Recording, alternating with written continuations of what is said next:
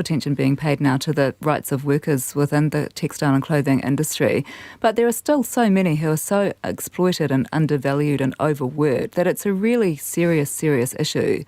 But I understand that I say that from a point of kind of privilege, and that I don't have to buy the $5 T-shirt, and there are people who do have to buy the $5 T-shirt, right? But I guess my plea, what I think should be at the forefront of people's minds is, do they really need, if they don't really need that thing from the fast fashion chain store, then don't buy it.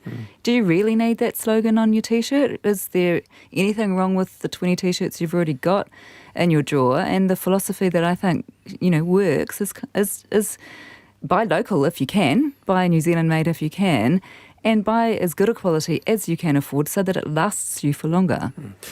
5 to 5, finally, I wanted to get to this one, finally on the show, a misunderstanding of epic proportions. A man working out in the gym doing squats sees a woman doing the same exercise. He also notices that when she squats, her gym attire becomes transparent around her bottom.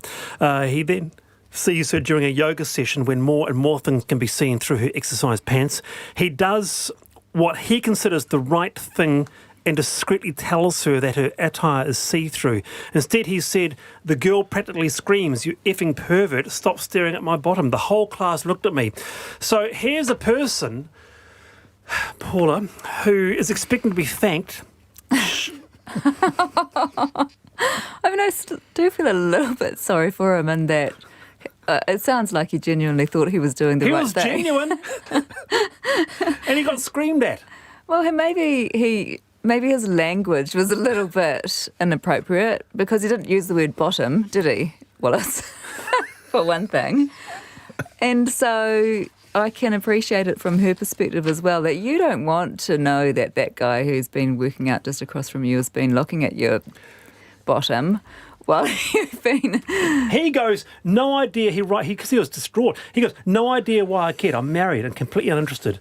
But I go into helpful mode, pull my headphones out and turn around quietly enough that only two of us can hear and say this: "Hey, this is super creepy, but I'd feel creepy if I didn't say something. When you squat, your pants stretch and go completely see-through through your bottom area." I just couldn't do that. I couldn't bring myself... I debate internally whether I can tell somebody they've got a piece of detritus on their moustache or nose. Well, I'll tell you something to both of you. If you both came in after a spinach and feta pie, right, and You'd tell us. I'd tell you. Thank I'd be you. straight up. Good man. that's- Appreciate it. But if my gym workout gear was see-through, then what? Would you? I have to think about that one. But it is a lesson. You have to be very careful about how you comment on personal things, right? I mean, even these days, if you're a manager, to say, "Oh, that's a nice outfit," sometimes can be misconstrued, right? I think the little warning bell should have gone off in his head when he said those very first words. Yeah. This is super creepy. Absolutely. Stop there. I Yeah. don't even get that far. Yeah. So what's the message here? Is to just not help others? The message is don't wear transparent gym gear, for one thing. I wonder if it would have been any better if he'd gone over to a female gym assistant and said, "Look, you might want to tell that lady there." Solutions, Mike. Solutions, that's man. That's the great idea. Mike Rehu, well done, and Paula Penfold, thank you very much for being with us today on the panel. I'm Wallace Chapman. See you tomorrow, 3:45. Bye.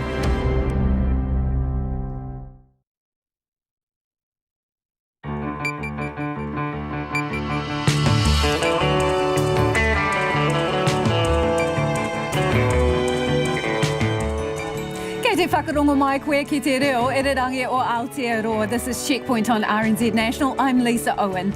E haere ake nei, saddle up, it's Melbourne Cup Day, but is it a showstopper for all the wrong reasons? We'll bring you the race live from Flemington and all the reaction, including the naysayers concerned about animal cruelty. Winston Peters accuses his political opponents of butt covering. The coroner retraces the electronic footprints of the Canterbury University student found dead in his hall of residence. A jury hears the sister of murdered teenager Amber Rose Rush warned her about her friendship with her accused killer. A stunt driver helps Taranaki teens on the road to employment, and the men in black are back without a bronze medal in sight. Don't forget, you can watch us live on Facebook. RNZ News at 5. Kia ora, ko Susana Leata with DNA. The police have told a coroner Mason Peters was dead in his Canterbury University student accommodation for between 2 and 4 weeks before his body was found. The 19-year-old's body was discovered at the Sonoda Hall of Residence on September 23rd. Today, a coroner heard that Mr Peters died sometime between August 26th and September 10th. Constable Robert Stokes said the last person to make contact with him was a computer gaming friend in Wellington on August the 24th. Coroner Sue Johnson says the cause of death is yet to be established. Winston Peters' longtime partner Jan Trotman has backed up his claim that she was with him when he applied for his superannuation in 2010. An omission on the application form resulted in the New Zealand First Leader being wrongly recorded as single and being overpaid for 7 years. The error has been a key focus of Mr Peters' High Court action this week, in which he is claiming a breach of his privacy. The Deputy Prime Minister says his partner was with him when he filled out the pension form at an MSD office, and Ms Trotman told the court that was true. The Crown says 3 frontline staff will give evidence that Mr Peters was alone at the time. A coronial inquest into the death of a 5-year-old who died in 2015 after a fatal blow to the head has heard he regularly visited Christchurch Hospital with injuries. The inquiry has been launched after the man accused of murdering Leon Jayat Cole, his stepfather James Roberts, died in 2016 before he could stand trial. And now we're going to cross live to Flemington Racecourse for the Melbourne Cup. Towards the inside, Finch and Master of Reality. Mare de Glace is closer today in the early part. Pushing up out wider is Hunting Horn, and also Young Star in that group with Prince of Arran and Vow and Declare. So almost 5 or 6 across the track in the first 400 metres. Mirage Dancer behind those, and then Steel Prince, who's 3 and 4 wide. Then Twilight Payment about 8th or 9th out deeper from Raymond Tusk. Next cross counter Constantinople on the fence. Then came Southern France 3 and 4 wide from Mustagia Sound. Next Latrobe, downdraft and well back in the field early. Settling down is on the inside Rostropovich with also Magic Wand. Then the chosen one Il Paradiso, Surprise Baby second last, and at the end is Nerf Bosk. At the judge, Vow and Declare for Australia leads with Twilight Payment ambling up on its outside. A length and a quarter away then is Master of Reality in a plum spot from Young Star, and the speed is muddling in the early part of the race. They were followed by Prince of Arran, out wider Hunting Horn from Steel Prince, who's pulling. Next is Finch, a length and a half away Mirage Dancer, then Raymond Tusk, and then came Southern France. Mare de Glace, after beginning well, is now about midfield, one off the fence from Constantinople as they head towards the riverside in the 1700 metres. Further back is Mustagia. There's no pace in the cup. Constantinople on the fence, and then came cross counter downdraft. Well back in the field now, heading towards the 1650 is Latrobe, and then came Sound. Further back is Surprise Baby. Magic Wand around him. Rostropovich the inside, a length Il Paradiso the chosen one, and at the back is Nerf Bosk. So it's Twilight Payment heading towards the 1400 metres, just gets a little bit quicker. A length and 3/4 to in second, Master of Reality. They were followed by Vow and Declare, the box seat third. Then came Hunting Horn, Prince of Arran, a length and a half Young Star, and Steel Prince still pulling. A length and a half to Finch, and then came Raymond Tusk. Next Mirage Dancer and Constantinople at the 1200 metres. Further back in the field, Southern France, who's a bit wide. Then Mare de Glace. Next in the field, Latrobe, Mustagia, cross counter, downdraft, Sound, Mirage Dancer on the fence. A length and a quarter away at the 1000 is Magic Wand trying to get going. Surprise Baby's making his move.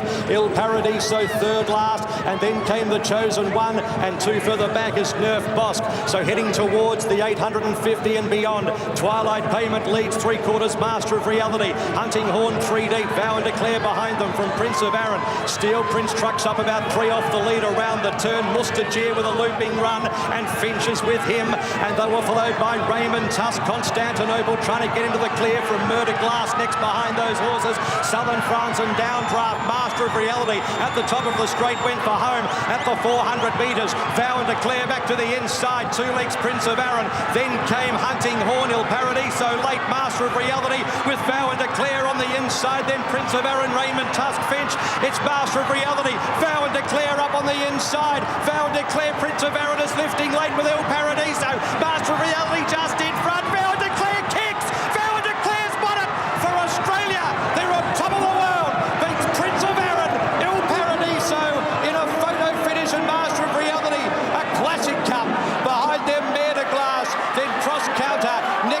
Always in the race was Sound, Twilight Payment. Then came Raymond Tusteel, Prince Constantinople pulls up with the chosen one, Finch. Back behind them, Latrobe, Nerf Boss, Mirage Dancer, well back, Young Star, Moustachier, Southern France, Downdraft, well back, with also behind those Hunting Horn towards the end, with also Rostropovich, and it was one of the last to pull up, and Magic Wand back with those. Vow and Declare will win the Lexus Melbourne Cup. In a four-way go to the line, it's Vow and Declare for Australia that wins the race for trainer. And we're going to take it there from Flemington, just repeating, number 23, Vow and Declare has won the Melbourne Cup. Support groups have gone door to door in Levin to check on elderly people near where a 90-year-old woman was attacked. The woman opened her door to 3 teenagers who said they wanted to use the toilet on Saturday afternoon. Today, Age Concern and Neighbourhood Support went door knocking, handing out leaflets about how to keep safe in the area where the attack happened. A spokesperson for Age Concern, Dan Garrity, says the residents are over the initial shock and are very resilient. Spark Sport sold more than 200,000 subscriptions to watch the Rugby World Cup on its streaming service. It says the quarter-final between the All Blacks and Ireland was the most watched, with more than 212,000 streams. Spark says 2/3 of all customer complaints were in the first 10 days and were mainly about setup and payments. 1 in 5 of its customers contacted Spark Sport for help. The head of Spark Sport, Jeff Latch, says this show streaming has a strong future for sport watching. It's 7 minutes past 5. A tight finish is looming in the third T20 Cricket International between New Zealand and England in Nelson. Batting first, New Zealand made 180 for 7, with Colin de Grandhomme top scoring with 55. A short time ago, England were 142 for 4 after 16 overs, needing a further 39 runs to win with 4 overs remaining. The 5-match series is level at 1 game apiece. More from the Melbourne Cup with Lisa Owen and Checkpoint. That's the news. The National Party candidate for 2020 for the electorate of Botany will be Christopher Luxon. A new face for National. We have a lot of problems in this country. We are very good at platitudes, we've got very good at buzzwords and ideology, but we're not getting things done for people. Jamie Lee Ross responds to the challenge. So you're confident of retaining the seat? I don't take anything for granted, and I wouldn't say that. That would be rather arrogant. That's not my style. A political horse race. Morning reports, weekdays from 6 on air and online.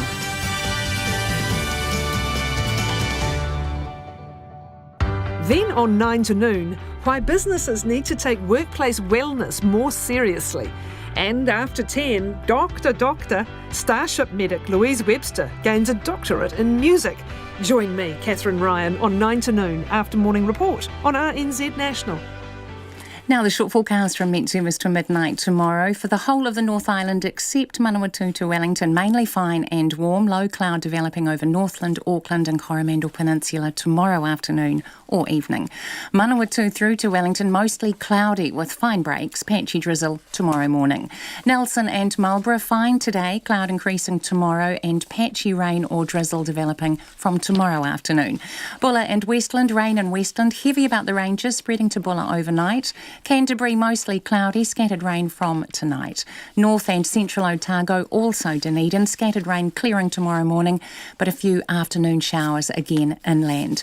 Clutha, Southland and Fiordland, rain clearing tonight, mainly fine tomorrow, isolated afternoon showers. And Chatham Islands, mainly fine. RNZ National, it's 5:09. Thanks, Susanna. This is Checkpoint and I'm Lisa Owen. And just confirming there that Vow and Declare has won the Melbourne Cup. Vow and Declare, the winning horse. But there's a photo finish to decide second and third places. So as soon as we have that information, we'll let you know. New Zealand racing commentator Des Coppins is in the crowd at Flemington for his 28th Melbourne Cup on the trot. And Des joins me now. Des, what's going on with second and third? Well, I tell you what, there has to be a little bit of inquiry, I would suggest. It's very tight towards the end, that's for sure. As a brilliant finish, and hearty congratulations to wonderful people they are too. Danny O'Brien and Craig Williams, a great combination for the Australians. They got the job done. They might not be able to win the rugby, but they've won the Melbourne Cup today. So was that win a surprise to you? I mean, obviously, we were focused on the Kiwi connections, the Kiwi horses and trainers, but Vow and Declare, how well known is the horse? Oh, very, very big chance, because he comes out of the Caulfield Cup race, Lisa, and that's a wonderful lead-up to the Melbourne Cup. When you talk about the big cup races surrounding the Melbourne Cup, the Caulfield Cup is really the catalyst. So he ran a solid second in that race, and he was taking ground off the winner, the Japanese horse Murder Glace, in the Caulfield Cup. So he was highly expected to run a big race today.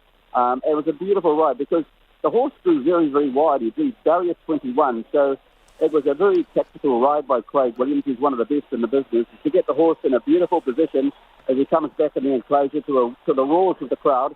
But Vow and Declare is a very, very strong horse. He's only a young horse. He's only a 4-year-old. So he certainly has got a great opportunity to even come back maybe next year and have another crack at the Melbourne Cup. A terrific performance by a great horse. And so from that finish, it was really tight, but I think Prince of Arran is potentially still in the hunt there for second or third. Is that right? Because that's the Kiwi Michael Walker riding that one. Yeah, Michael Walker. Yeah, well, of course, Michael Walker started as an apprenticeship in Taranaki and Waipara, and had a go at coming to Australia. He was placed on Prince of Arran last year as well, and he's been placed again. And a very, very close finish. He gave his horse every possible chance. Wasn't able to do the job today, but he's a champion jockey. And look, he's one of those jockeys. One thing about the Cup this year, Lisa, we didn't have too much interest from a New Zealand point of view. We had a roughie in the race, you might say, and the chosen one. But we were well represented anyway by various trainers who started their craft in New Zealand. People like Michael Maroney and, of course, the champion trainer Chris Waller. Then you've got Michael Walker, you just spoke about, and James McDonald. They all had part to play in the Melbourne Cup today. So even if our horses can't compete, they can, but they didn't this time round. Rest assured, we have the human interest in the race in a very, very big way. But it was Australia's race today, no question about it. Vow and Declare, and a brilliant performance. And as I say, a horse with so much upside. He's only had 13 starts now, so he's now won 4 races. He's been placed a third of 5 times, so he's certainly got the form on the board. So hold on to your stubs. Second and third not declared yet. Second and third, I think it has actually been declared now. It's gone off the screen, and where I can see right now, the screen is a mile away, so I can't actually verify if that is the case. But they're very close to being second and third. But there was a little bit of tightness towards the end as I watched the replay of the race. A bit of tightness towards the end, but nonetheless. I dare say that the horse that I backed in the race, which ran fourth, was very, very unlucky, coming from second last, third to last at the top of the straight. And here's another horse maybe you can pace me at in 12 months' time, Il Paradiso, who ran fourth. Fantastic. Hey, thanks for joining us, Des. That's Des Coppins from Flemington there. As he said, really tight race. Second and third, I think they have just been declared. As soon as we've got that information, we will give it to you. But also, there has been a lot of controversy surrounding this race. A recent expose on the mistreatment of retired racehorses has fuelled anti-racing sentiment in Australia. Activists have this year been urging the public to say nup to the Cup. 6 racehorses have died as a result of the Melbourne Cup since 2013, and the Coalition for the Protection of Racehorses found 122 horses had died on Australian tracks in just 1 year. Elio Cilotti is the campaign director with the Coalition for the Protection of Racehorses, and he joins me now. Where have you been spending your Cup day, Elio? We're just a couple of 100 metres up the road from the main entrance, where there's a small park, and we have about 300 people here. It's in a fork of the road where we have cars going to the races from both sides, and we've got placards up, we've got PAs blaring, and we're also having a picnic. And at the moment, there's about 300 people here having a great time. And I guess what we're doing is showing people that you can have a great day without being part of the cruelty that is inherent in the racing industry. Do you think you've sort of turned a single person away at the gate, has changed their mind as a consequence of seeing you there? Look, possibly not. We don't know. But certainly we're making people think about, horse racing and whether it's ethical and whether it should be part of our society. And as we're seeing more and more that people are turning away from animal cruelty, not just in horse racing, but in all forms of animal cruelty. And I guess we're excited that, we're seeing drops every year in the number of people going to the Melbourne Cup Carnival. In fact, it's decreased by 25% in the last 10 years. And, we hope that continues and that forces the racing industry to take affirmative action with animal welfare and not just, sugarcoating some of their programs that really are just a PR stunt. The thing is, if you look at the pictures of Flemington, there's tens of thousands of people there still turning up in their droves. Has the mood changed, the attitude to racing changed at all during the course of this year, do you think? And if so, why? Well, I think absolutely it has. Every poll that's been conducted in the last couple of weeks about whether people are going to punt on the Melbourne Cup or whether they're going to support horse racing, every single one of them has overwhelmingly been in the favour of the racehorse, and that is that they're opposed to horse racing and opposed to gambling. And I think that's a great sign that the Australian public is waking up and seeing that it's cruel and taking steps to not support it. Appreciate your time. Elio Chilotto, who is outside Flemington there, where he said he was with about 300 protesters today, protesting over cruelty within the racing industry. Let's just return to those results from the Melbourne Cup because they were close, bar the winner. First place was Vow and Declare, the trainer there, Danny O'Brien. Second place, Master of Reality. And third place, as mentioned, Prince of Arran, which is ridden by the Kiwi jockey there. So that is, the line call was second and third. It is 17 minutes after 5. You're with Checkpoint on RNZ National. Keen for your feedback. You can text us on 2101, tweet us at Checkpoint RNZ or email checkpoint@rnz.co.nz. Do you enjoy the races or a flutter on the races? Does it concern you, the issues raised about animal cruelty and what happens to horses that are retired from racing? Let us know your thoughts.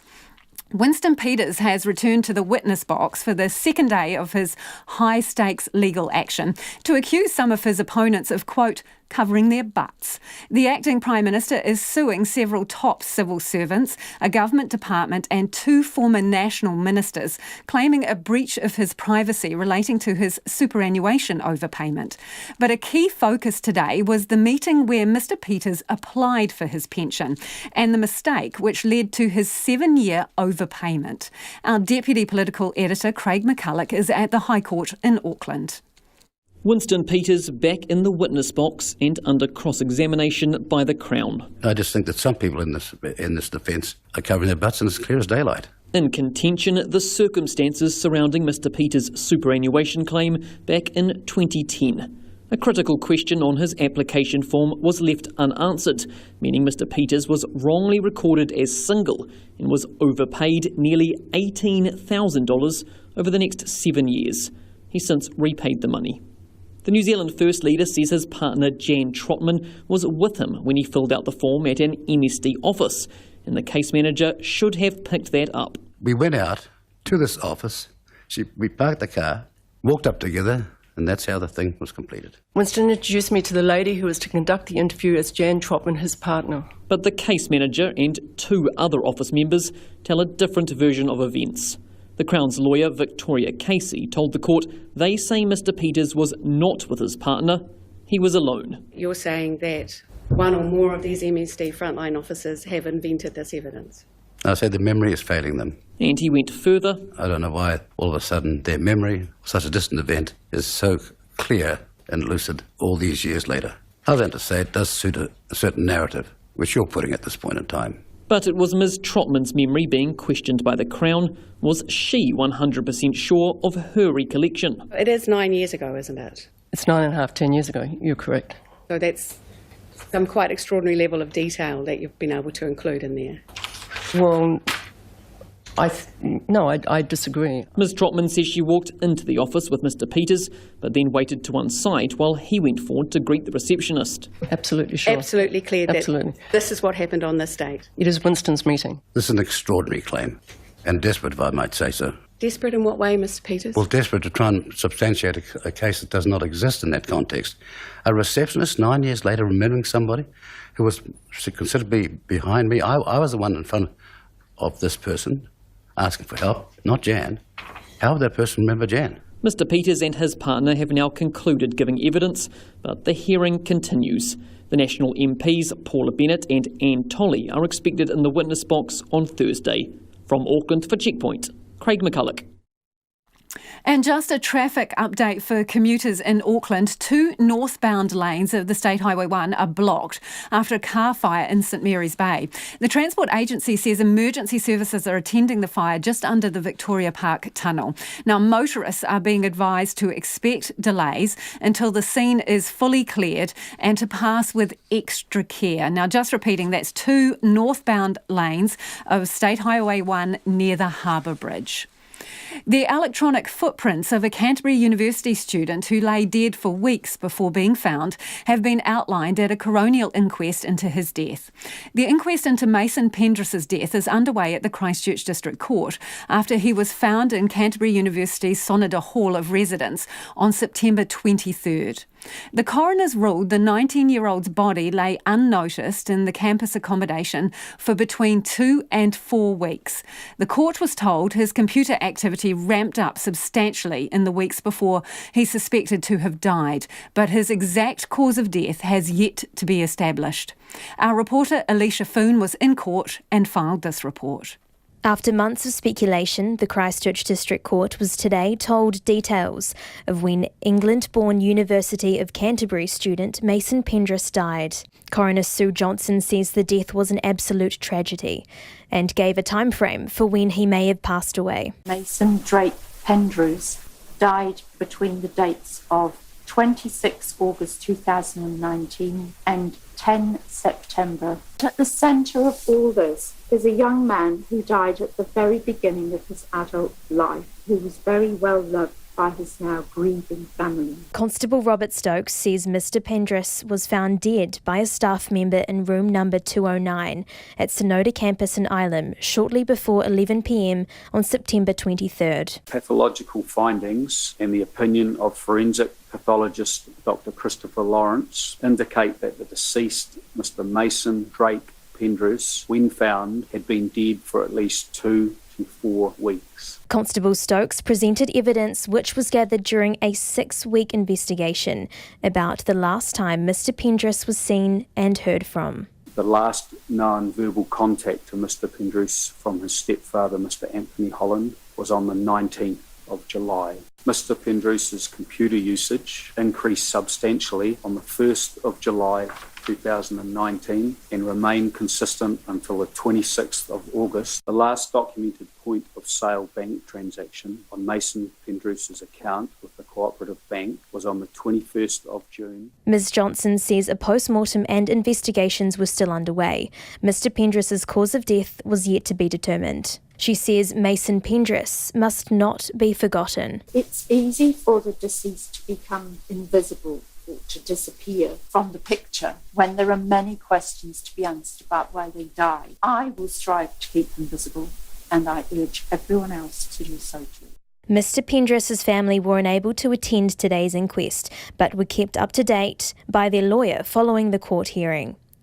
Meanwhile, both the University of Canterbury and Campus Living Villages, which run the student accommodation, are conducting independent investigations into Mason Pendrus's death and the lengthy delay in his body being found.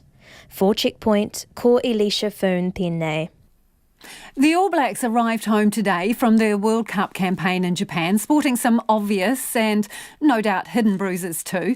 The comprehensive victory over Wales in the bronze medal final was a happier way to finish the trip after the disappointment of losing to England in the semi-final. But plenty of supporters were on hand at Auckland Airport to greet their heroes, including a Jack Goodhue lookalike. Alex Perrottet and cameraman Nick Monroe went along to speak to fans, family and players. There were tired bodies but relaxed and relieved smiles as the former world champions hugged their kids. These fans stepped off an earlier, cheaper flight via Hong Kong, still sporting the All Blacks jersey and singing the praises of the Japanese hospitality. They would come up and they would go, All Blacks! All Blacks! In the train stations everywhere. And they would high five, yeah. And then stuff like they would come up and they would go, I'm so sorry that you lost. They did us proud. so proud. We stayed to the bitter end. Rugby ball in hand, these boys were hoping to get a word in with Bowden Barrett. His kicking, his character, he's a good role model to me. Every time I'm kicking and stuff, I think of him. It's back home for the All Blacks, back to family and a bit of rest. Prop Angus Ta'avao's mother, Wendy, was anxious to meet her son after 9 long weeks, but was also hoping to bring him a little back down to earth. I said to Angus, you're coming down from the heights of royalty to the nappy changing next week. There'll be plenty of turns because he's missed out all those turns. Sonny Bill Williams with his eldest in tow, keen to finally see his other children, and there'll no doubt be some nappy duty there too. But he was keeping mum on his future plans after being linked to the Toronto Wolfpack Rugby League team. How are you feeling, Sonny? Good to be home. Can't wait. Keen to see the kids? Can't wait to see my kids, man. Talking to Toronto? Can't wait to see my kids, brother. Retiring captain Kieran Reid reflected on how good it was to have the support of family in Japan as well as back home. It was awesome to have my family there, you know, and yeah, I think for a lot of people, you know, there's so many good support that I've had back here in New Zealand as well from friends and family and across the whole country. So it's, you know, really felt that and I appreciate all that support. This keen fan sporting a mullet in support of idol Jack Goodhue. Are you related at all? My son. Yeah, his brother. So you're taking a bit of inspiration? I pretty much grew it for the tournament, and if they won, I was going to keep it, and if I lost, I was going to keep it anyway. So, you going to stick with it, Jack? Well, that's the question, isn't it? I'll go home, you know, give it a good wash, maybe a shampoo, and then reassess from there. You're saying it hasn't been washed in a while? Oh, I haven't. I'm just saying it's a long flight. That's all I'm saying. A bit hot and sweaty. I thought he did bloody well, and who better player to support, you know? And not even expecting to see the All Blacks, these women couldn't be prouder. They've done so well. I'm glad that some people were here to meet them. If I had known, I would bring a lot of lace for them. They've done well. Coach Steve Hansen and halfback TJ Perenara made no secret of their support for assistant coach Ian Foster to now take over the top job. He's a very intelligent rugby man. He understands the game really well. He's got a great rapport with the players. He's got a great understanding of what goes on in the All Blacks now after being there for 8 years, so he's developed really well. Yeah, Fozzie's a great man, very good coach, and he brings the elements that he coaches, he brings a lot of flair in that to the game as well. So we've done a lot of work over the last few years together, and Fozzie's done a great job. And even for those not moving on, there's a whole lot else on the agenda for now besides rugby. I'm just looking forward to hanging out with my friends and family, the dogs, you know, getting on that beach and playing plenty of golf. Hopefully not have too big a summer. You're going to be at the next World Cup? Oh, we'll see, mate. I've signed a couple of years, so I'll see that out. And yeah, but I just want to enjoy a Kiwi summer and get a New Zealand flat white, to be honest. In Auckland for Checkpoint, Alex Perrottet. And you can check out Alex and Nick's piece online. There's the great shots of the doppelganger there with the mullet. You've got to check them out. Now, let's go to a quick update. In addition to a fire that's blocking 2 northbound lanes of State Highway 1 before the Harbour Bridge, NZTA says there's a scrub fire by State Highway 20A near the Bader Drive overbridge. Now, take extra care in that area too. Let's get to a quick bit of feedback on the Melbourne Cup. Some of you have got in touch about that. Maureen from Auckland says horse racing should be banned. It's cruel, immoral, and it's incredible. People who love and respect animals haven't woken up yet to the reality of it. Thanks, Maureen, for getting in touch. And someone else says Melbourne Cup, any female jockeys still as sexist as ever. I did have a look at the guide. Couldn't see any women there, but someone will be able to verify that for me.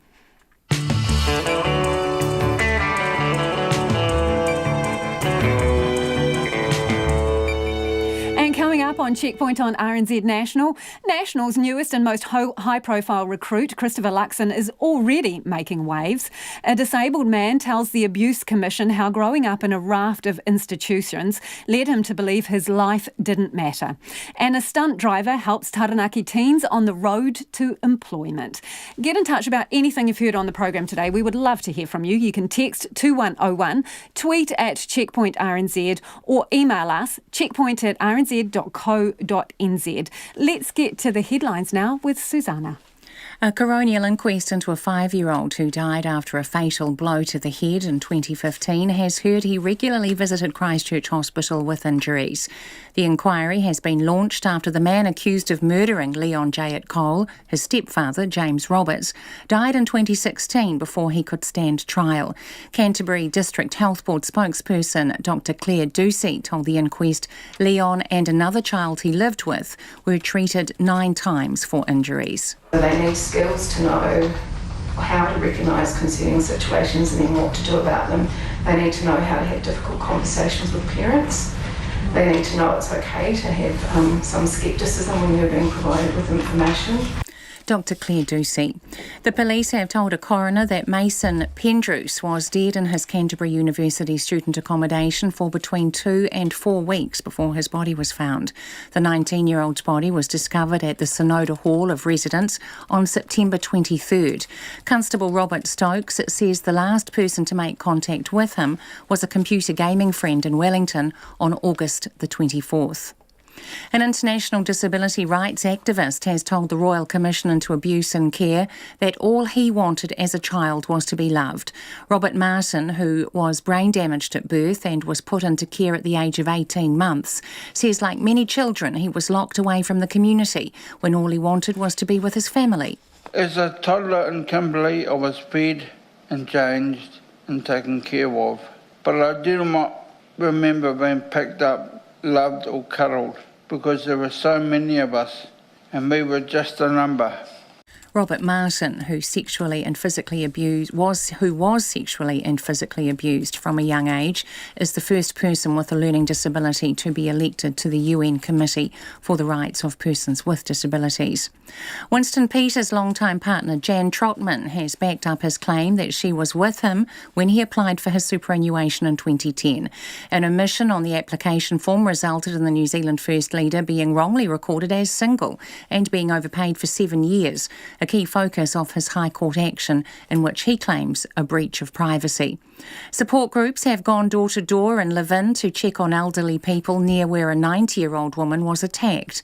The woman opened her door to 3 teenagers who said they wanted to use the toilet but then attacked her. Today, Age Concern and Neighbourhood Support went door knocking in the area where the attack happened. Age Concern spokesperson Dan Garrity says the residents are very resilient. Their mood now is they've got over the initial shock. Now, as far as age concern go, we will just keep the profile up. 3 teenagers will reappear in the Levin Youth Court next week, charged with aggravated robbery. In sport, the Australian-owned and bred horse Vow and Declare has won the Melbourne Cup. It edged out Master of Reality and Prince of Arran, ridden by New Zealand jockey Michael Walker, who were in a photo finish for second. And in the cricket, the Black Caps have won the 3rd T20 match against England in Nelson by 14 runs, giving them a 2-1 series lead. Those are the latest headlines from RNZ National. Our next news and weather update is at 6. Thanks, Susanna. If you're just tuning in, this is Checkpoint and I'm Lisa Owen. Let's get down to business now with Nona Peltier, who's joined me in the studio. Nona, real estate agents, while they're counting the costs, this is required to meet compliance rules to, counter money laundering. That's right. Anti-money laundering laws require all sorts of people, banks, real estate agents, lawyers, all sorts, to inquire as to the residency and the, not just the residency, but where their money comes from and so on. So sourcing where your money comes from before you make a big purchase like a house. And so why are they saying they're being pinged by it? Yeah, well, it's not cheap to do a study into someone's background before you do a deal with them.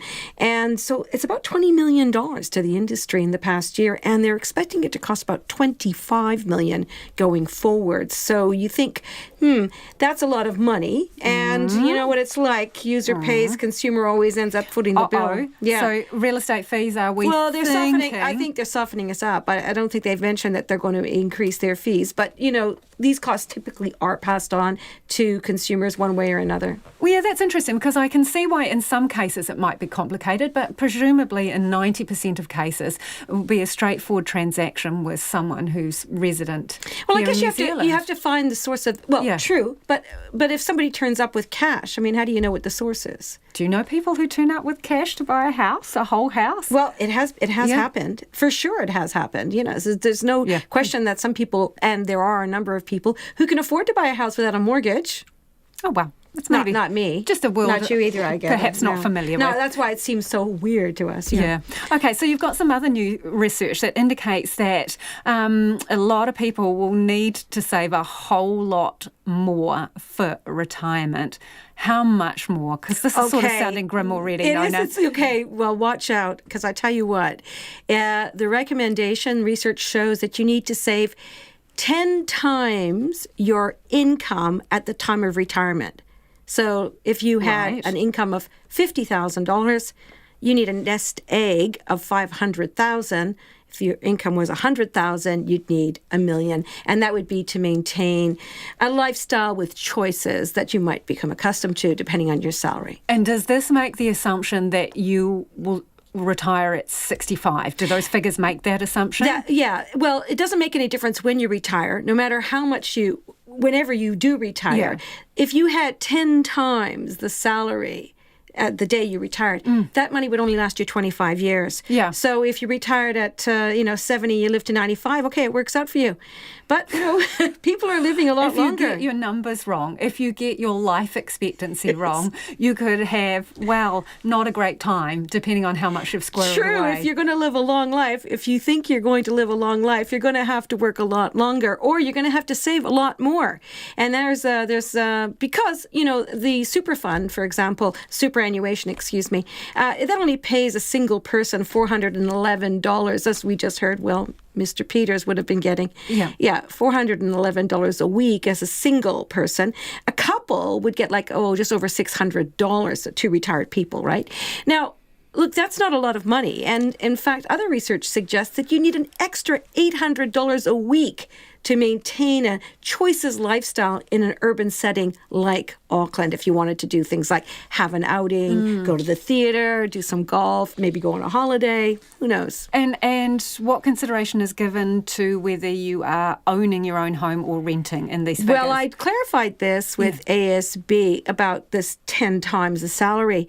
Okay, so it works out that if you had a property, so let's say the nest, not the nest egg, you'd have to sell your nest to make it a nest egg. You'd have to sell it and then look at ways of making that into an income-generating investment. So all up, you're talking about investments, money that you can draw from. So it could be dividends, it could be, property that you rent, so rental income. But overall, those investment assets, whether it's your KiwiSaver, money in the bank, or what have you, is really got to be that kind of amount. Now, it seems impossible that anyone could have that. But if you started saving when you started working at 20, if you save 10%, which isn't really that hard, believe it or not, I was surprised myself, but if you threw 6% into your KiwiSaver and your employer topped it up by 3%, hey, you're almost there. And if you did that for the rest of your working life, you'd have enough to retire on. You got to get onto it quick. Better get onto it, never too late. All right, to use a Melbourne Cup analogy, let's take a trot around the market. All right, let's see. Well, the NZX Top 50 Index rose exactly the same amount as it did yesterday, up 1/3%, 40 points to this time 10,842. The Kiwi is at 64.1 US cents, 92.8 Australian. And it's still stuck at 49.7 pence. Thanks, Nona. Nona Peltier with our business wrap. Amber Rose Rush's sister sounded warnings about her friendship with the doctor accused of her murder in the months before she died. The trial of former doctor Vinod Skantha, who is accused of murdering the 16-year-old, today entered its second day in the High Court at Dunedin. Our Otago Southland reporter Timothy Brown has been in court. The second day of the trial began with evidence from Amber Rose Rush's older brother, Jaden. The Crown claims Vinod Skantha stabbed the teenager to silence her after she told the 32-year-old she was going to the police and his employer, Southern DHB, with allegations of him touching up minors, supplying them with alcohol and offering money for sex. Jaden Rush says when he arrived home soon after midnight on February the 3rd last year, he found a spare key still in the front door. In an exchange with defence lawyer Jonathan Eaton QC, he detailed how he raised another peculiarity with his girlfriend when they got home that night. When you got home, you noticed that the kitchen light was on. It was something that you particularly noticed when you got home and you discussed with Felicia? Yeah. And that was because your mum was, I think you in your police statement said she was a bit OCD about lights. Yes. The lights would always be switched off when she went to bed? Yes. Mr. Rush knocked on his sister's bedroom door to mockingly tell her off for leaving the key in the door, but received no response. Outside the home, Amber Rose Rush's boyfriend, Kristen Clark, watched Jayden and his girlfriend enter the home. Mr. Clark had earlier been messaging Miss Rush on Snapchat. She was messaging me right up to the point where she stopped replying, and she was having a conversation with Bernard, and she seemed frustrated with him and was acting as if she was going to go around his place to sort of deal with the situation. Kristen Clark advised his girlfriend not to confront Mr. Scanther. When she stopped replying, I drove around to her address to see whether or not her car was still there, because I was obviously worried that she had left to try and see Bernard. I went to her window and knocked on the window, and when she wasn't coming I sort of knocked harder, but she still didn't come. When he saw Jayden Rush go into the house, he left. Miss Rush was discovered dead in her bed by her mother on the morning of February the 3rd. She had suffered stab wounds to her neck and throat, and there had been an attempt to slash her throat. The Crown says Mr. Scanther entered the home shortly before midnight and killed Miss Rush, taking her cell phone to dispose of the incriminating conversations between the two. Detective Constable Jesse Thompson says police were unable to find the cell phone during a search of the property. I placed a phone call through to the OC case, Detective Senior Sergeant Robert Hanna. I advised him that we had not been able to locate either a weapon used or the deceased's cell phone at this time. I asked him to consider ringing the deceased's cell phone so we could locate it within the address if it was present. A short time later, he advised me that the phone had gone straight to answer phone. The court heard how Amber Rose had planned to move into Mr. Scanther's home with her best friend.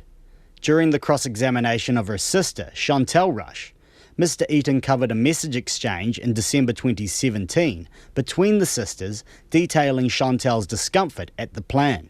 You asked how old he is, and she told you he was 30, is that right? Yes. She told you he was lonely and he was like a dad to us. She told you he only hangs out with teens, and you said sugar daddy? Yes. She told you that he even said she could live rent-free just for cooking and cleaning? Yes. But obviously it still wasn't dissuading you, because you said WTF, so that's creepy as, ha ha ha? Yes. And then you said it was sexual grooming? Yes. The teenager dismissed her sister's concerns.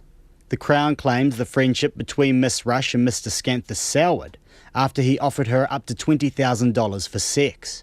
The defence says it accepts Miss Rush was stabbed to death by an intruder, but claims that intruder was not Bernard Scanther. The trial, held before Justice Gerald Nation, is expected to last about a month. In Dunedin, for Checkpoint, Timothy Brown. And just an update for Auckland commuters. The car fire on State Highway 1 is now fully cleared, with all 5 northbound lanes at St Mary's Bay just before the Harbour Bridge open again. National's newest and most high-profile recruit, Christopher Luxon, is already making waves in Parliament.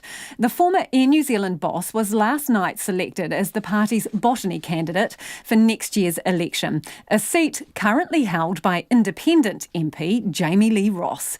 But less than 24 hours after gaining the nomination, he's already gone further than National's leader by suggesting that penalties for anti-vaxxers should extend to parents receiving Working for Families benefits. Political reporter Charlie Drever has the details. On the streets of the Auckland electorate of Botany, it's clear that Christopher Luxon's CV has given him a political boost. I know he's ex-Air New Zealand chairman. I think it's quite exciting for the National Party, and it's good to see a really high-quality calibre candidate coming to support us. Do you know who Christopher Luxon is? I've heard the name, but I don't know him. I think it'll be very good for the National Party. Would you be supportive of him? Very much so. Indicating he could be giving former National MP turned independent Jamie Lee Ross a run for his money. Jamie Lee Ross is an independent. I don't think he has a vote on much in the way of Parliament, so it's either going to be the National or the Labour Party, and I support the National Party. I don't think he'll make it. I don't think he'll represent us well. An independent is quite difficult, but I know he's actually doing the hard work at the moment. But Christopher Luxon looks like he's the man for the job. Would you prefer Christopher Luxon or would you prefer Jamie Lee Ross? We'll have to see what they bring to the table to offer, and that will probably be the deciding factor. But less than a day after bolting from the starting gate, Mr Luxon is already making on-the-hoof comments about party policy. A recent National Party discussion document wants to make it a requirement for sole parent beneficiaries to fully immunise their children. But when questioned by Morning Report whether that should extend to recipients of Working for Families, Christopher Luxon made his position clear. It's a principle that actually needs to go across all of our social and public policy, right? So it should extend that far? Yeah, it should. Yeah, it should. National Party MP and one-time leadership hopeful Judith Collins had a few words of advice for her new colleague.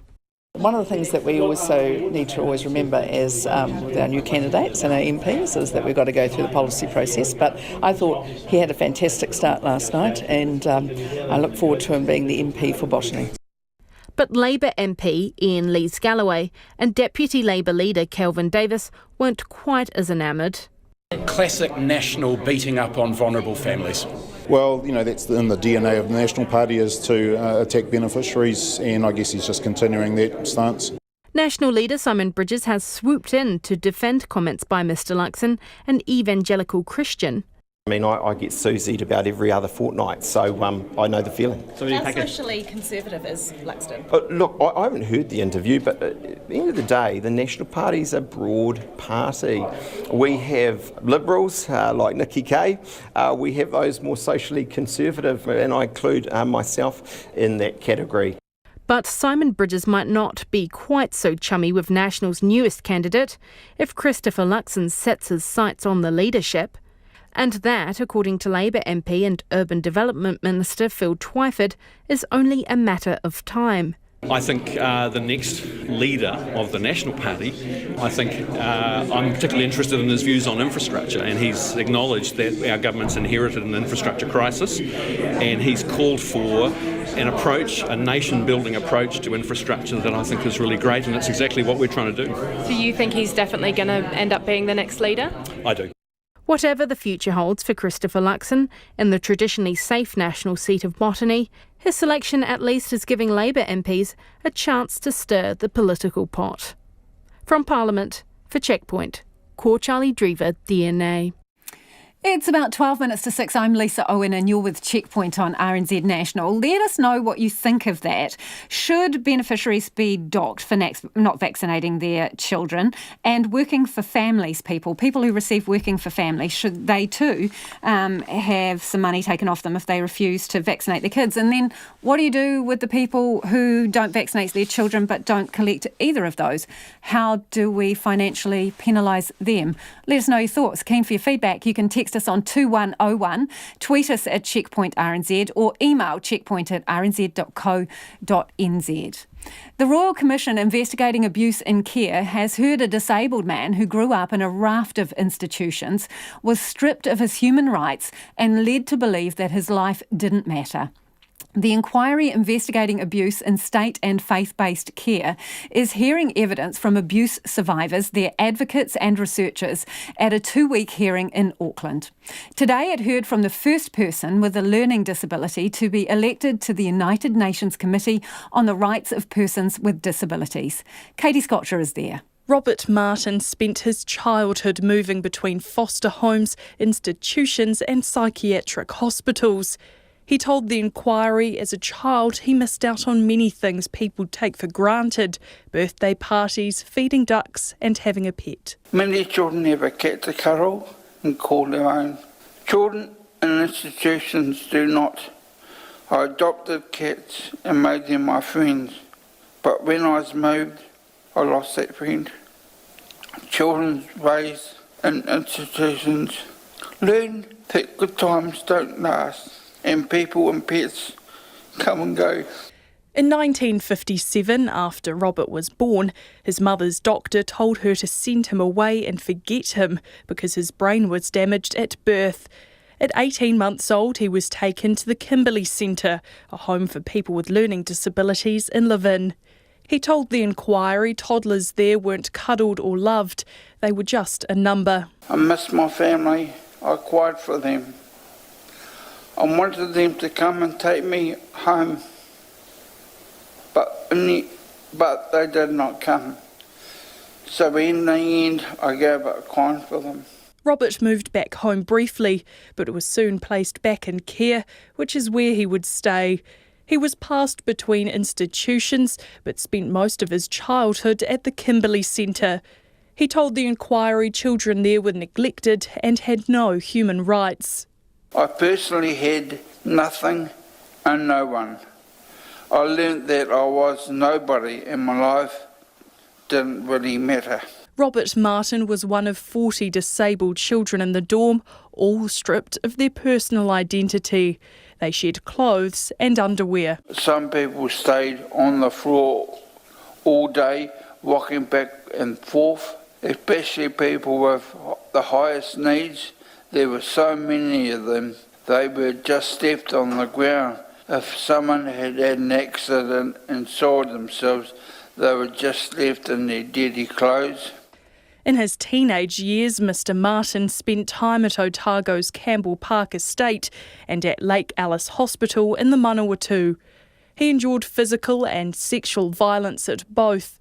He told the inquiry this was allowed to happen as the institutions were largely left uncontrolled. Institutions are often away from towns and cities, out of sight, out of mind, so things happen to people and no one notices what's going on. Anything and everything could go on, and usually did. Mr Martin was 15 when he was released from state care and moved to disability services. He said he didn't feel like he was part of a community. He grew up not knowing who the All Blacks were and never got to listen to music. He told the inquiry a citizenship ceremony for all children raised in institutions throughout New Zealand should be held. When people are shut away in an institution, they don't feel like a citizen. This can even feel as bad as the abuse we experienced and witnessed. I tamaki makouro mō te hōtaka o te ahiahi nei, ko Katie Scott Churaho. India's top court has accused state governments of passing the buck on air pollution and failing to take action to tackle Delhi's toxic smog. The Supreme Court says authorities are only interested in gimmicks rather than concrete measures to combat dangerous pollution levels. The court has now stepped into the crisis, announcing a raft of measures designed to address the pollution, causing a public health emergency in the capital, Delhi. It's ordered limits on the use of private vehicles and diesel generators and has also banned construction and demolition work in the city. The BBC's Rajini Vaidyanathan reports from Delhi. Delhi is gasping for air. Smog fills the streets. It is, one doctor told me, nothing short of poison. Every winter, the city grapples with disproportionately high pollution readings. But these are the worst in the last 3 years. These people explained how their lives were being affected. I'm getting eye problem from last few days.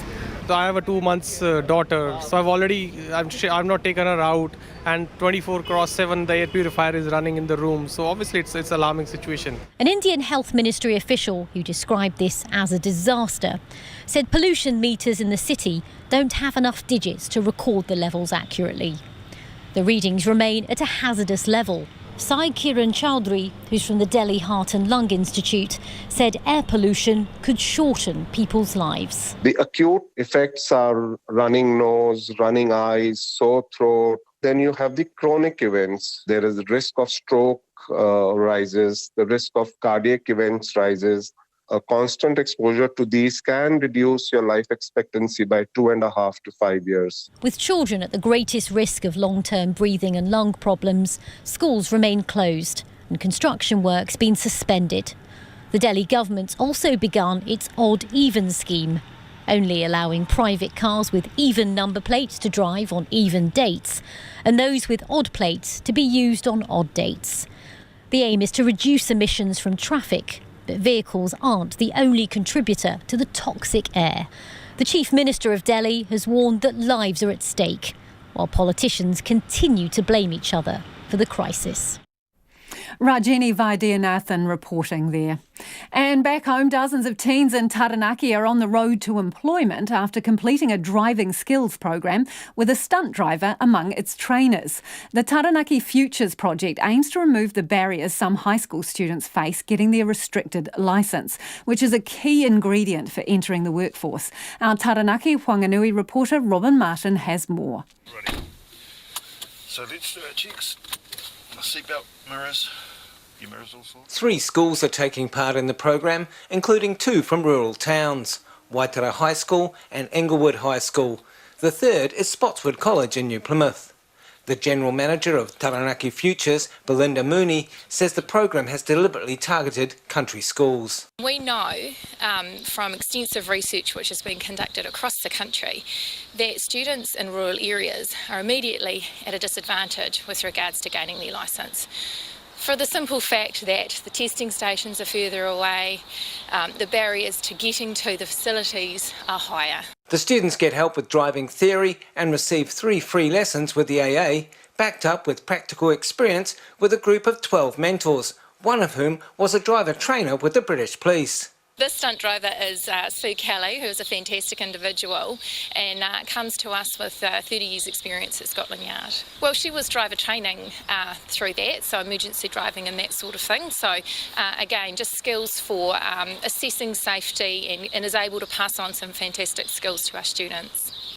Ms Mooney says holding a licence is about more than access to the road because it opens doors to employment and community engagement. Driving mentor Kelly Lehman is the director of Wills Contracting, a Waitara trucking company. He admits to having a vested interest in helping the teenagers with their driving skills. Obviously, having trucks, I had the opportunity, obviously, to do it. But at the same time, these young guys on the road can be a menace to us with big trucks, and just their confidence in the road makes everyone's life on the road a lot easier and a lot better. And plus, it's me giving back a little bit as well. Mr Lehman says the mentor's job is to help with the basics. Yeah, obviously it's structured with the 3 driving lessons through the AA. The benefit of us is we can help them through just the day-to-day, the 1, 2, 3s, the easy stuff that it's just time behind the wheel and understanding and seeing what they're seeing and trying to show them what we see as well. 16-year-old Waitara High School student Kylie Schramka says the program has been a godsend for her. I live with my gran, so she has trouble getting into town sometimes. She has limited mobility, so it's really hard for her to just get up and get into the car and drive. I'm hoping to be able to help my gran out more and get a job so that I can help her with the bills and stuff. While 17-year-old Tangata Healy has been enjoying getting the basics nailed down.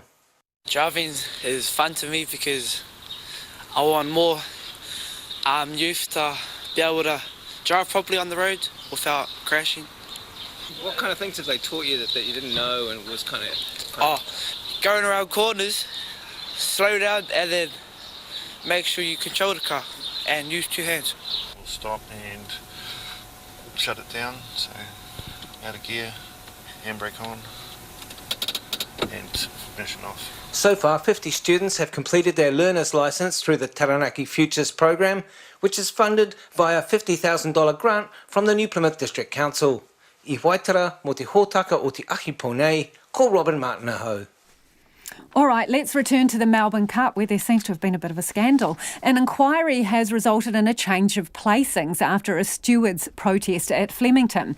That was Il Paradiso versus the second-placed horse, Master of Reality, and it was over an alleged interference in the final 100 metres. Here's the revised results. The winner is still Vow and Declare. Second place is now Prince of Arran, which was ridden by the Kiwi jockey Michael Walker, and who came third last year year. And the third place getter is now Il Paradiso. So that is as the result of a stewards protest there, a couple of changes in positions, but the Kiwi jockey Michael Walker riding Prince of Iran has actually benefited from that, moved up one place. RNZ News at 6. Kia ora, ko Susana Leata with DNA. The Australian-owned and bred horse Vow and Declare has won the Melbourne Cup race at Flemington. Vow and Declare edged out Prince of Arran, ridden by New Zealand jockey Michael Walker, and Master of Reality, who were in a photo finish for second.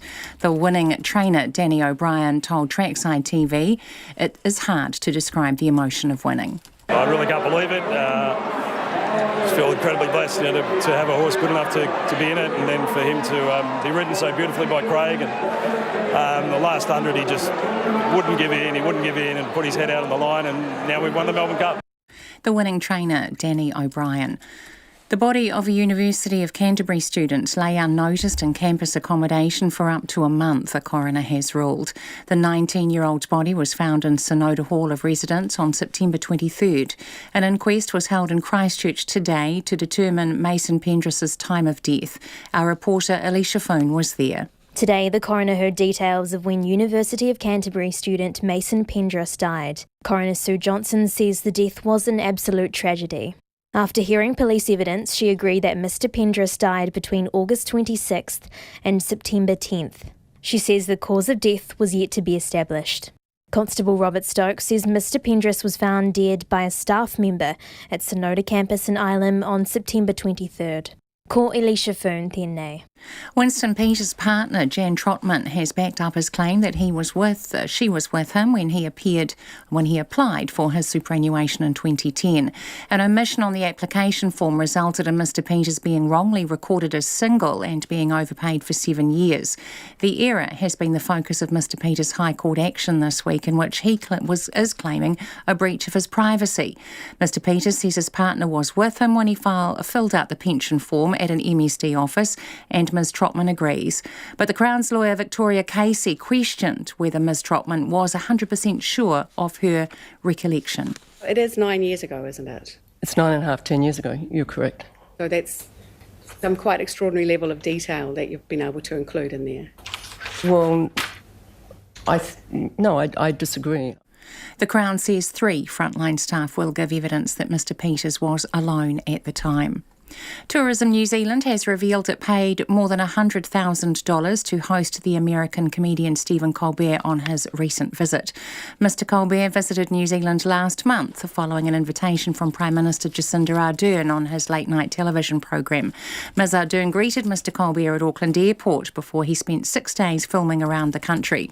Tourism New Zealand says US broadcaster CBS funded most of the trip, but accommodation, some tourism experiences and meals for the 16 crew were covered by Tourism New Zealand. The trip cost $104,000. The segment Mr Colbert filmed in New Zealand is due to be broadcast to The Late Show's estimated audience of 3 million next month. Shane Jones says the Indian community should never have started a row with New Zealand First because he returns fire with fire. A change in approach by immigration officials to partnership visas, insisting that couples have to spend time living together in order to be eligible, means Indians in particular are having a much harder time bringing their spouses to New Zealand. New Zealand First leader Winston Peters is claiming credit for the change. Mr Jones has lashed out at the Indian community, telling them to catch the next flight home if they don't like the country's immigration policy. Today, he stood by his comments. I'm one of the most eminently qualified people to talk about population policy, immigration, the blend of economics, the blend of migrant labour, and they should never have started this row with New Zealand First. They would have known that I'm the sort of politician, I return fire with fire. Shane Jones. The sister of former Islamic State group leader Abu Bakr al-Baghdadi has been captured in northern Syria. The 65-year-old, named as Razmia Awad, was detained in a raid near the town of Azaz. Turkish officials said the arrest could yield valuable intelligence about IS. Mr Baghdadi killed himself during a raid by US Special Forces on his compound in northwest Syria last month.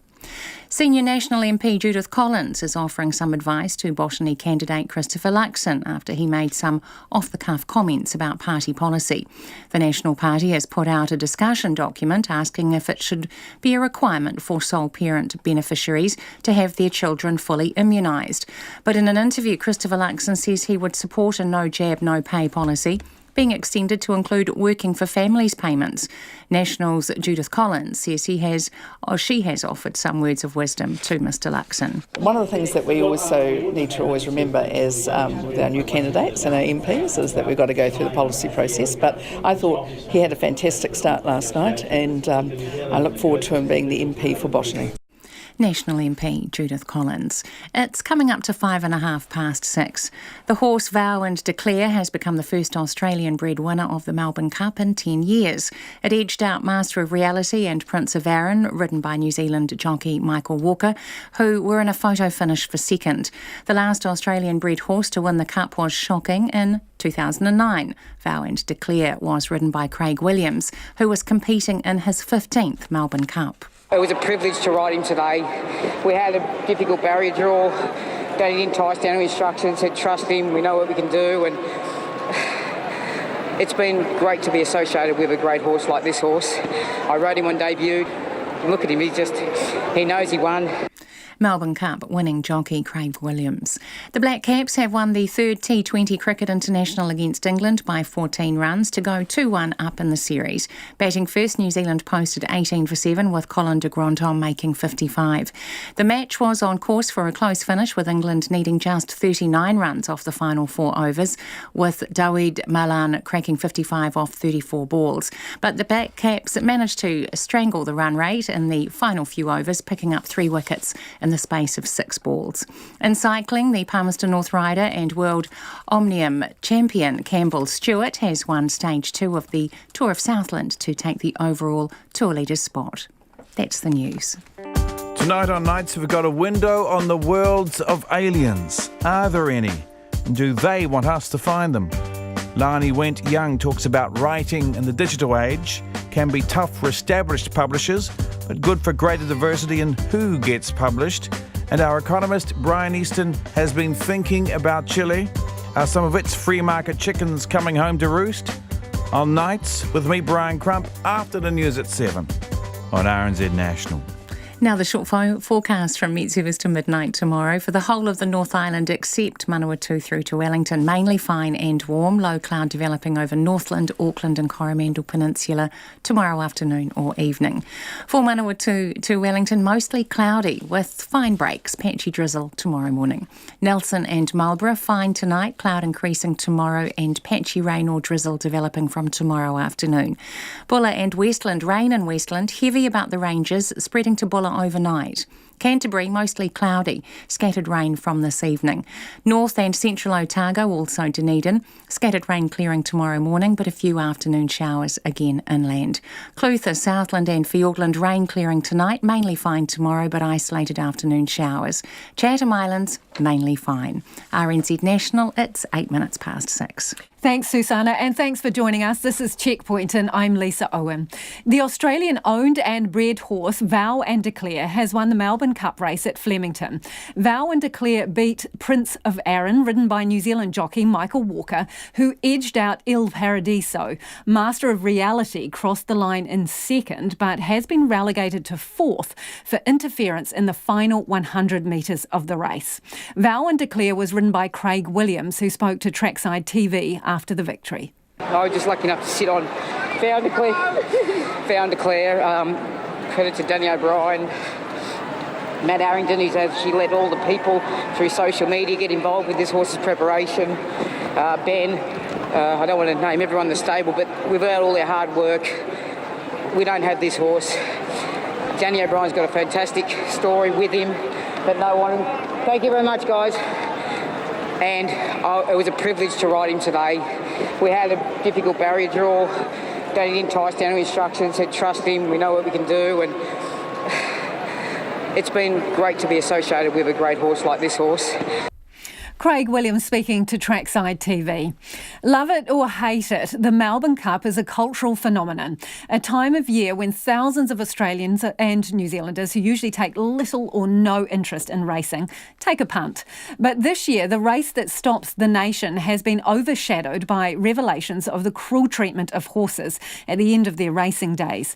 Co-author of the global horse racing industry and professor at the University of Sydney, Phil McManus, says Australia can have a racing industry that operates ethically. I think it is possible. Not everybody will agree. Some people will say that using animals for entertainment is just not possible at all. So I accept that's a valid viewpoint. Other people would say there's no need to change. I think it's possible to, within those constraints, to have animal-centred horse racing industry, but it would look fundamentally different. The care of the thoroughbred from an early stage through to the aftercare would be the priority, and that would make us the top horse racing industry in the world if we could do that. He suggests a new national registry. It would work in the sense that all the horses are already microchipped. Any horse turning up to an abattoir anywhere, either it's not permitted at all or it'll at least be documented. We get accurate figures about what is actually happening at abattoirs, slaughterhouses, and what's happening to the horses. In terms of the documentation that the industry provides at the moment, up until 2015, there was virtually nothing. In 2015, they introduced a form which required a trainer to say if a horse died in their care to inform the horse racing authorities. And if a horse was retired from the industry, they had to say where it went to. So unfortunately, it only had the first destination. So anyone could say, it will see if it's any good equestrian events, or it's the paddock at my brother-in-law's place up in Muswellbrook or Scone somewhere. And the horse racing industry was saying, that's great, that's all we need to know. And I think that's a big flaw. So I think we need to think about a national approach. Phil McManus says the industry has the capacity to adapt to change. Whether it has the ability to do it is a different question, because that's about attitude. And I think Racing Victoria have introduced, as you said, $25 million over 3 years. It's a good start. It's probably not enough. So I think there's capacity to do that, but it would require fundamental cultural change. In that sense, I think Australia is lagging behind. It's still not a whole of industry approach to what really is a systemic problem within the industry. And that's the co-author of the global horse racing industry, Phil McManus. And you are divided on this issue, really split down the middle. This from Josh in Dunedin. I haven't thought about horse racing for several decades, and since I was a kid, when we had the occasional exciting family trip to the night trots or similar. One summer, my brother suggested we go. I think partially as a nostalgic family bonding type activity, and I was surprised how far I had moved from even remotely considering going to a racetrack and supporting that industry. I think times have changed, says Josh, and it's had its day. It will naturally fade away, I suspect, but good to hear, he says, animal rights being advocated for in the meantime. Bob from Paraparaumu has the complete opposite view on this and puts fireworks and the Melbourne Cup in the same bucket. Bob says, yeah, let's knock all the fun on the head. Animal welfare, if people's pets can't take noise for a few days of the year, get a Labrador. They don't care, says Bob. Racehorses, what about show jumping, Olympic horse events? Ban them all. What would be left? A very bland outlook on life. Thanks for getting in touch, Bob. Appreciate all your feedback. Do keep it coming. You can text us on 2101. Let's head offshore now, and the United States President Donald Trump has been hit with another setback in his tenacious efforts to keep his finances secret. An appeals court has ruled the president's longtime accounting firm must hand over 8 years of his tax returns to New York prosecutors looking for alleged irregularities in his family real estate business. The ruling has come on top of yet another significant development in the Democratic-led impeachment inquiry. Here's the ABC's Barney Porter.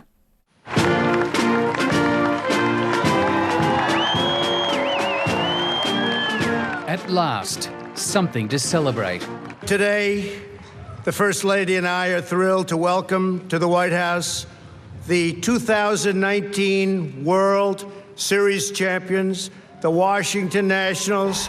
The president seized his moment on the South Lawn as he applauded the baseball team's first win in franchise history and boldly predicting it would be the first of many victories. For the first time in nearly 100 years, our nation's capital is celebrating a World Series victory. That's big stuff. But critics of the president are also in a buoyant mood today after he was hit with two significant setbacks.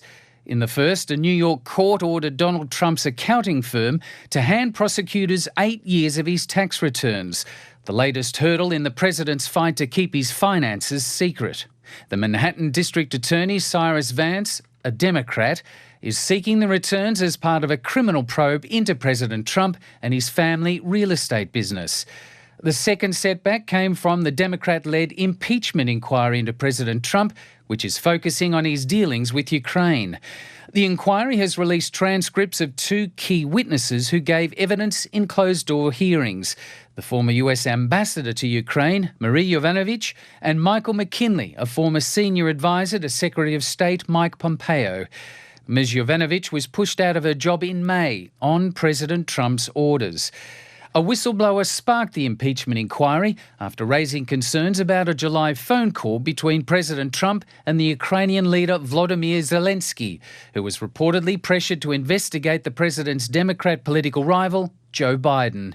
Ms. Yovanovitch has told investigators she was shocked to learn that in the phone call, President Trump had called her, quote, bad news, adding that she felt threatened and perplexed by another remark that she was, quote, going to go through some things. The president remains defiant. I really don't know her, but if you look at the transcripts, the president of Ukraine was not a fan of hers either. I mean, he did not exactly say glowing things. I'm sure she's a very fine woman. I just don't know much about her. That's not good enough for the chairman of the House Intelligence Committee, Democrat Adam Schiff. Ambassador Yovanovitch had a well-earned reputation as a fighter of corruption.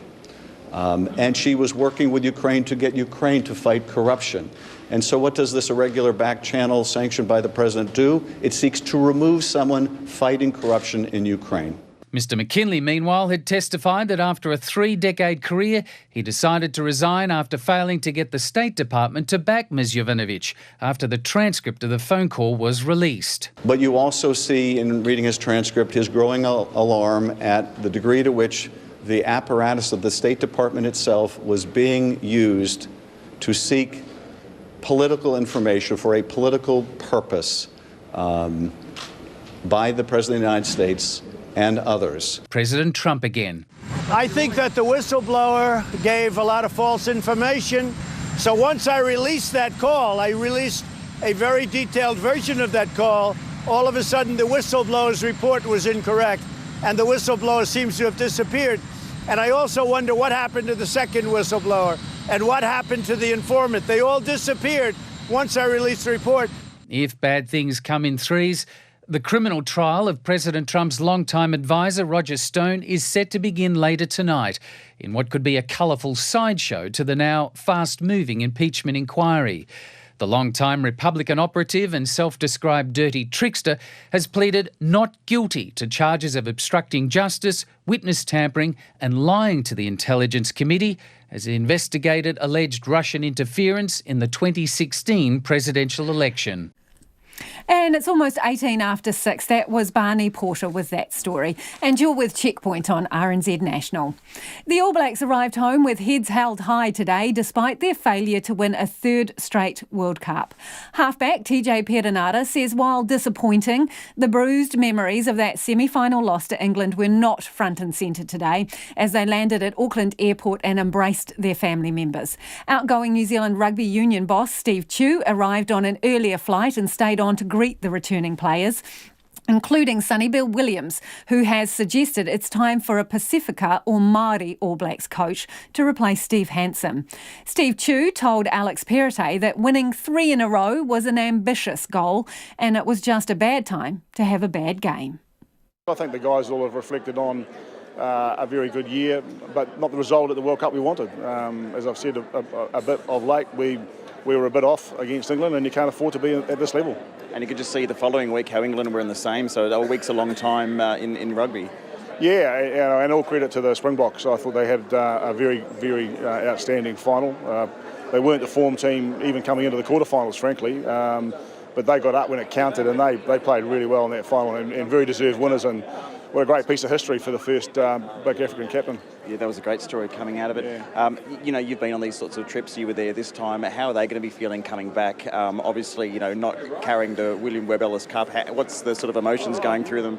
Oh, well, I've been with the boys a bit in the last couple of days as we've said our goodbyes. Look, I think they're disappointed, obviously. I mean, we went up to Japan to win a Rugby World Cup and we have come back without doing so that's a disappointment. But look, they can reflect on a very good campaign, and I think I'm very proud of the way they've carried themselves since that defeat. They got back up, good performance against Wales in that game that really no one wants to play, although our guys did, funnily enough, because it was a test match and a chance to a little bit of redemption and also to say goodbye to some great All Blacks, and they did that in a really good fashion. Yeah, a really nice free-flowing game it was. A lot of people saying that we've matured as a nation. We're able to handle the loss so much better than we did in '99 and 2007. Good to share the cup around. Bit disappointing not to get 3 in a row, but was it good for World Rugby?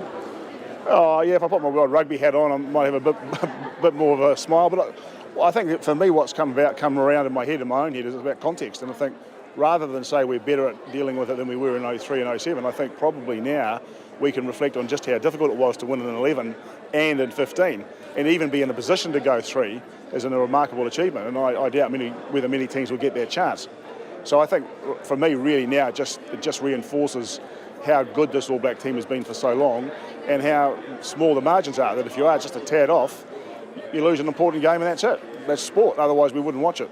So what's your sort of parting words for the job that Steve Hansen's done, as well as all his support crew, assistant coach Ian Foster? Yeah, look, there's a big crew, isn't there? So, he doesn't like being singled out, but I think, I've said often enough, Steve's been an amazing contributor to our game. I think he's been a great All Black coach, no question. Almost 90% winning record over his period of time, and he was a great support for Ted as well. But more importantly, he cares a lot about his athletes. He gets really close to the players, but can make tough decisions when he needs to. And equally, he cares about the game. So, as you know, he's not short of an opinion on what's going on in the world game, and he's certainly been I've known Steve now for 25 years in and around rugby, and he's always thinking and always helping us think through some of the challenges we face. So, we'll miss him. I'm hoping I'll certainly keep in touch with him, but it'd be nice to have him involved somehow in the future when we need someone with a slightly different view of the world. And what's next for you?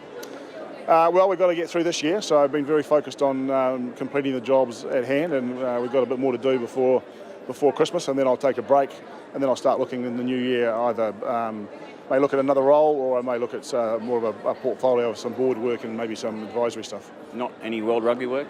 No, not at the moment. I mean, I'm still on the Rugby World Cup board, so I'll stay involved with that until when they reselect that board in May next year, and I'll probably say I'm available, but that'll be up to the people up there whether I'm the right guy to contribute or not. Last one on Sonny Bill's comment that we need to look for a Māori or Pacifica coach. What do you reckon?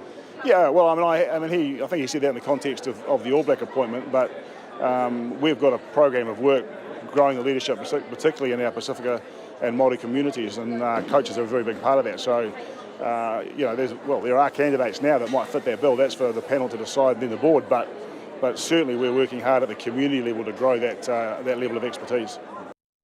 And that was Steve Chu talking to Alex Perrottet at Auckland Airport today. We'll put that up on our Facebook page and online. Police in Greece have found 41 migrants hiding in a refrigerated truck during a routine check on a motorway. The discovery in the north of the country comes almost 2 weeks after 39 people were found dead in the back of a lorry in the UK. Emily Speichel reports. Greek police have found migrants hiding in a refrigerated truck during a routine check at a motorway in the north of the country. The 41 migrants found inside were mostly Afghans. The discovery comes less than 2 weeks after 39 bodies were discovered in the back of a refrigerated truck near London, all believed to be Vietnamese migrants. 2 people have been charged in Britain and 8 in Vietnam over the deaths. The refrigeration system in the truck where the migrants were found in northern Greece had not been turned on. And while none of the migrants were injured, some asked for medical assistance. The driver has been arrested. Greece is currently struggling with the biggest resurgence in arrivals of migrants and refugees since the 2015 migrant crisis. Most of them are reaching Greek Aegean islands close to the Turkish coast via boats. But a large number also come over land, using a river border crossing with Turkey. Road accidents, mainly in northern Greece, involving migrants trying to cross into other countries, have become more frequent in recent years. Police have arrested dozens of people believed to be involved in human trafficking so far this year. Emily Speichel reporting. Now, if you have a social media account, you may already have an avatar, a digital photo on your profile. But avatars can be so much more than that. They can be a realistic digital version of you. And that raises the question of who has the right to own and control them. The BBC's Amelia Martin-Hempel reports from Los Angeles. So I did a series of facial scans, 3D facial scans. So this is Molly. We scanned her head 105 different times with 105 different expressions. Molly is the late wife of Avatar developer Alex Henry. While dealing with terminal breast cancer earlier this year, she willingly underwent 3D scanning to create an identical digital twin. With the help of her husband, she hoped her avatar could continue to exist in the virtual world after her death. Alex says the avatar is not a replacement for Molly, and while he'll continue to develop its character to showcase the technology, it won't be available to his clients. I don't want to control Molly in her afterlife. I just want to do what we started off doing, as much as that feels right. So what can we do with our avatars, and who has the right to control them? To find out, I have one created of myself. Basically, all these cameras, they're going to take a picture of you at exactly the same time. Luke Schergers is co-founder of DNA Block, an avatar creation startup. So what actually is an avatar? I think generally it's something that's like interactive or that's three-dimensional. So here she comes.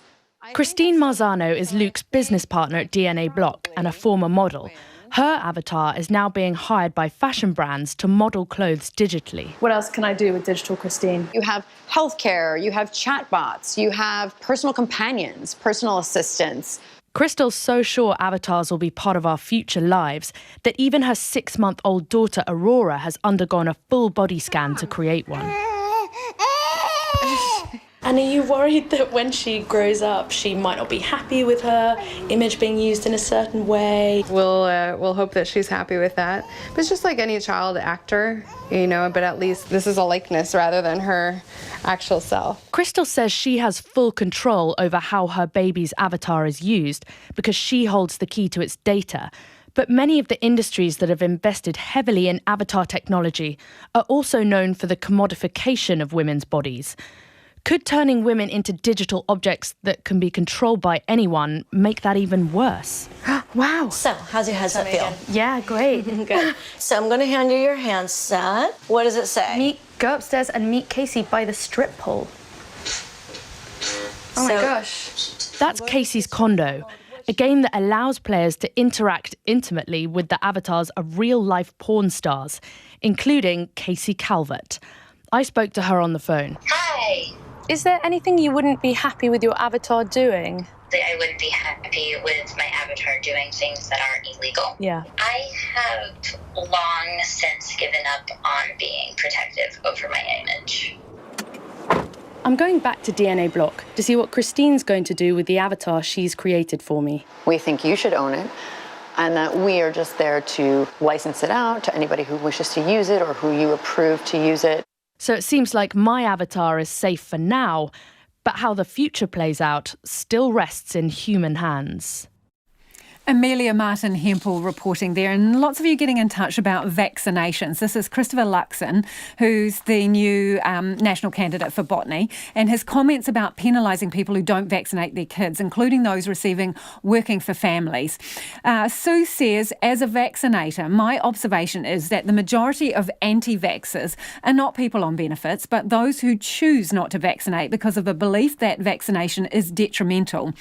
I haven't heard any statistics from the National Party about the numbers of unvaccinated children of people on benefits, says Sue. How about supporting the parents who are on benefits to have their children vaccinated and penalising in some way the anti-vaxxers. Someone else has got in touch to say, Andrew says, "Hi Checkpoint, thanks to Susie Ferguson for discovering the National Party's new policy-making leader this morning. Someone should tell Simon. I think Mr Luxon will find penalising families for not vaccinating kids is contentious. He'll also have to get a smarter way for those anti-vaxxers like evangelical Christians. They have fact-free but firmly held beliefs," says Andrew. And this one, we choose not to vaccinate our kids we chose to vaccinate our kids when we felt it was appropriate and we were comfortable with it, not when we were told to, when it was convenient for health services. We don't receive any benefit working for families or anything else and had a private nanny service look after our kids. What are you going to do about it, Nats? They are desperate and falling back on bashing the most disadvantaged people in our country for cheap votes. Thank you for all your feedback this evening and for tuning in. Don't forget, you can look at our picture stories online. Check out Alex Peretay's interviews with the All Blacks and them arriving back in town. That will be on our Facebook page and our website page. Back tomorrow. RNZ News headlines at 6:30. The Australian-owned and bred horse Vow and Declare has won the Melbourne Cup race at Flemington. The body of a University of Canterbury student lay unnoticed in campus accommodation for up to a month, the coroner has ruled. A coronial inquest into a 5-year-old who died after a fatal blow to the head in 2015 has heard he regularly visited Christchurch Hospital with injuries. Winston Peters' partner Jan Trotman has backed up his claim that she was with him when he applied for superannuation in 2010. Tourism New Zealand has revealed it paid more than $100,000 to host the American comedian Stephen Colbert on his recent visit. And the sister of former Islamic State group leader Abu Bakr al-Baghdadi has been captured in northern Syria. Those are the headlines. Our next news will be at 7. Take the pulse of the day's news every weeknight at 10. It's up to $30 billion now. China's by far our largest trading partner. Live with local, national and international stories and a slice of creativity. I've always been